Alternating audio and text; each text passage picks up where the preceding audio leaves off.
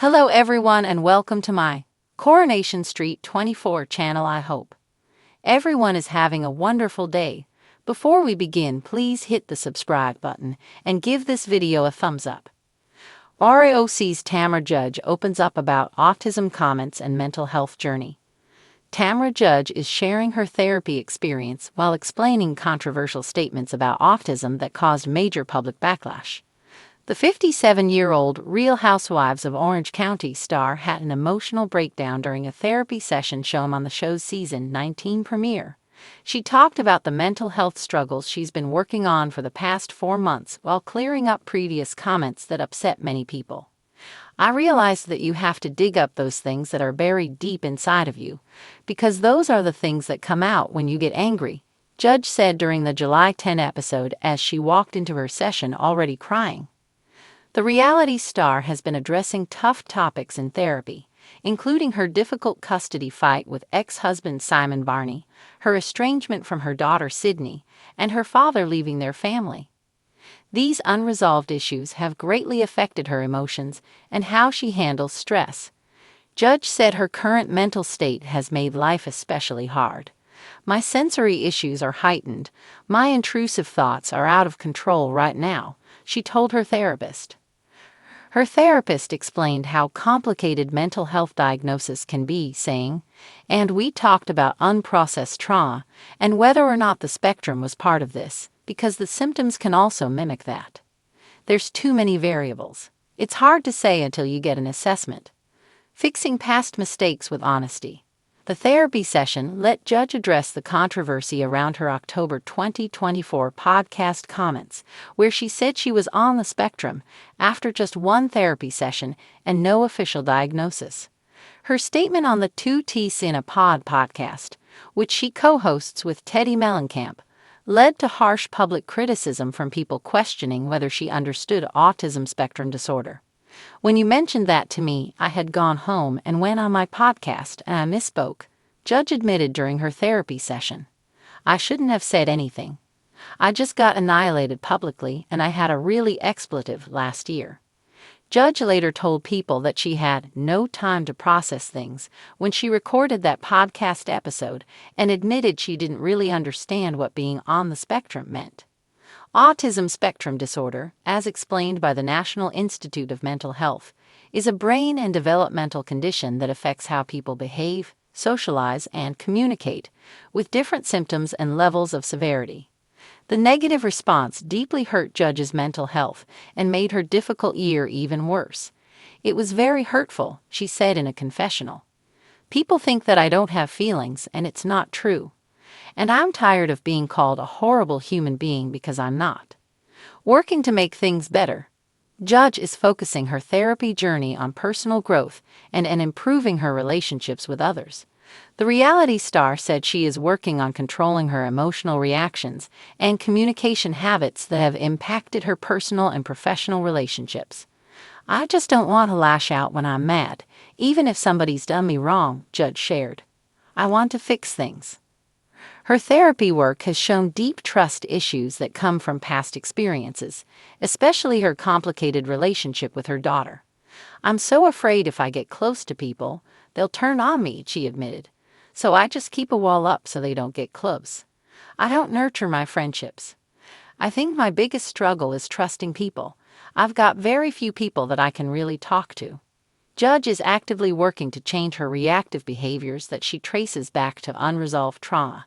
She talked about not wanting to be so responsive, impulsive, explosive, and harsh with my words, which she believes comes from her past experience. The Real Housewives of Orange County star Tamra Judge has been known for her fierce comebacks, unfiltered honesty, and unapologetic attitude. But behind the glitz, the dramatic reunions, and the headline-grabbing feuds, Tamra is peeling back the curtain on something far more personal: her mental health journey and a recent controversy involving comments about autism that rocked both the fanbase and her own self-perception. In an emotional sit-down interview conducted for Bravo's digital series Housewives Unfiltered, Tamra choked back tears as she reflected on how a single moment changed everything. "I've always spoken from the heart, but sometimes the heart can be messy," Tamra began, hands folded tightly in her lap. And this time, I know I hurt people. The incident in question stemmed from a recent podcast episode of Two Teas in a Pod, the show Tamra co-hosts with fellow housewife Teddy Mellencamp. During a spirited discussion about parenting in the spotlight, Tamra made an offhand remark involving a child's behavior and used the word autistic in a way many deemed insensitive and outdated. Almost immediately, social media lit up. Fans, autism advocates, and even fellow housewives weighed in, criticizing the language as hurtful and misinformed. Hashtags like #DoBetterTamra began to trend, and some even called for her removal from the show.